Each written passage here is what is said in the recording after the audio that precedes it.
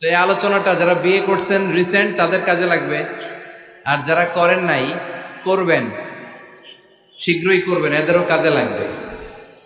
আর যারা মুরব্বী অনেক অভিজ্ঞতা ওনাদেরও কাজে লাগবে, ওনারা এটা শুনে নাতি নাত করতে শোনাতে পারবে, ঠিক কিনা? তাহলে কারোরই লস নাই। বিষয় কি? কথা বলে না। দম্পতি বুঝেন? বুঝেন? স্বামী আর স্ত্রী বানায় যেজন মিস্ত্রি, সে বড় আজব কারিগর মনরে, সে বড় কঠিন কারিগর, ঠিক কিনা?